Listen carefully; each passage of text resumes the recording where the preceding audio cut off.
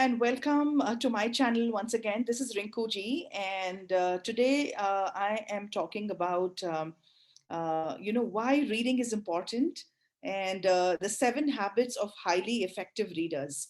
So I have been really lucky, to get the habit of reading from my father, since childhood. So he was an avid reader, and I would always find him, reading a book, and he always encouraged us to read. So and I am a total bookworm. I keep reading, every little time that I have, I pick up a book and I read. So every time, you will find 4 or 5 books, by my bedside, and they're always there. And I randomly read, right? So I simultaneously read 4 or 5 books every time, and it could be different genres. Now, reading books has helped me improve my vocabulary. It has helped me improve focus and concentration. It has definitely helped me understand different perspectives, to know about different lands, different countries, different cultures. So many different things. And of course, it helps me to connect with people from different lands, because I get to read books of authors from different countries. So I'm gaining a little bit about, their culture, their habits, their behavior, the way they think, and the economic influences. So a lot of things that are gained, from just by reading books. So I truly, truly enjoy reading. And I had the pleasure of attending this webinar where Mr. Amrut Deshmukh, who's known as the booklet guy, was there, and he is on a mission to make India read. Now, this is something that's close to my heart, of course, being an avid book reader myself and a bookworm. So making India read is something that I would love to do. And here I am doing my bit to share the 7 habits of highly effective readers as shared by Mr. Amrut Deshmukh, with all of you today in this webinar, okay, in this class today. Okay, so what's the first habit, right? So the 7 habits. So I'm sure that all of you must have read this book, The 7 Habits of Highly Effective People. Now, what do we mean, when we say the 7 habits of highly effective readers? So number one, so, and why was the necessity, first of all, why was it important to even write this book, The 7 Habits of Highly Effective Readers? It's because uh, I think just even I keep hearing these excuses every time, right? People say, I cannot read, I don't have the time to read, I have too many tasks to do, I don't have the focus and attention. So whatever is it. So I think Amrut has very beautifully, put down the 7 habits of highly effective readers, which will help you to be a better reader and help you, read more books and read just for joy. Okay, so here they are. Habit number 1: don't take reading too seriously. Yeah, so just read for joy, like I said, don't take reading too seriously. Read read whatever you can. It's not important to read a particular genre. Don't feel guilty about it. So people buy huge books and then they say, oh, I've bought it and I've just read about 10 pages and I haven't completed. So you're constantly feeling guilty, about not reading. So don't take reading too seriously. Just read, whenever you can. Yeah, so just read, and just read for joy. Habit number 2: fill in the time pockets. So what does it mean, fill in the time pockets? So every time that you are waiting, let's say right now we are not traveling, we are all at home, but let's say if you were traveling to work, take the time to read a book, or to listen to a book. The medium is not important. It is substance over form. So take the time to read a book, steal in all those little time pockets. Every time that you're waiting, every time that I read even as I'm cooking, right? So if I leave something on the stove and I'm waiting for it to cook and I need to be there, so I read, so I read on my phone. I have a Kindle app on my phone. I have an actual Kindle. I have physical books. So I read anywhere and, any medium. So don't make the medium an excuse. So just read, fill in every time pocket that you're waiting. Yeah, waiting in line, waiting for the train, waiting at the dentist, waiting at the doctor's clinic, waiting for the vaccination, because that's what we're doing right now, right? Waiting in long queues for the vaccination. So yes, so anytime that you're waiting and that you have some time, pick up the 2 minutes, 5 minutes, and you will see that you'll be able to finish much more reading, yeah, than you ever have. So that's habit number 2: fill in the time pockets.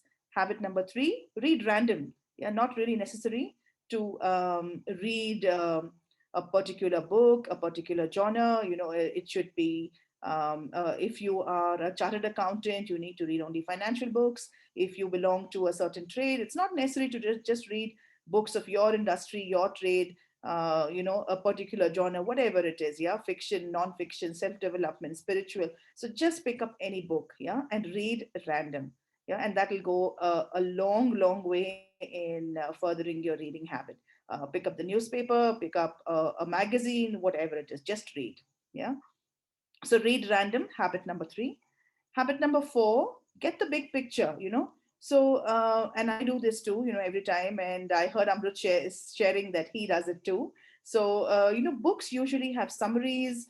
Books have certain quotations which are given in bold, and sometimes words are underlined, they're italicized. So my attention goes to all those portions, which are in bold, the summaries and everything, right? So I read the titles first, I read the chapter headings first, and see, okay, what are all the 20 chapters, what are all the 30 chapters, right? So get the big picture.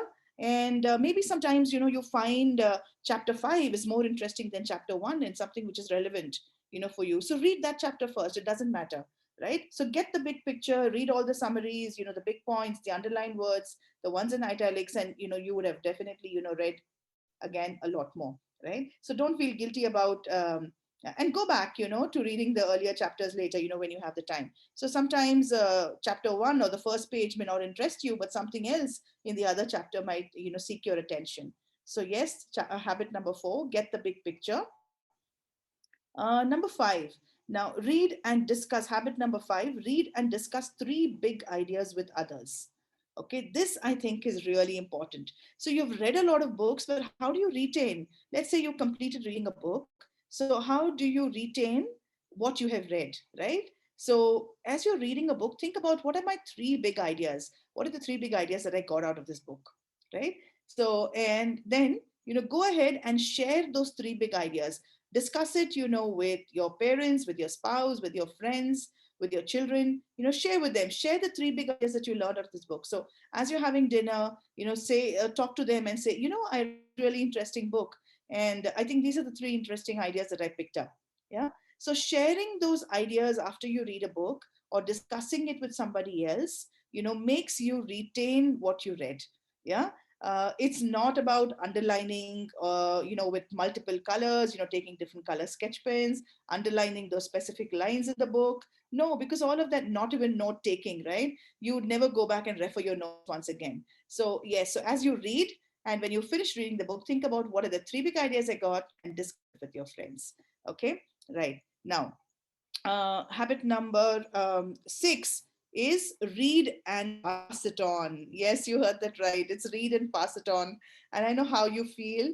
Um, I love my book collection, especially all my hard copy books, the hardbound books, and even the paperbacks, of course, everything which is in paper, right? So we love those books, and any book lover will relate to this. We do not want to share our books. And where, so often when we lend our books, we see them, come back, with dog ears on them, or, with curry spilt on them, and all of that. And we truly, truly hate it.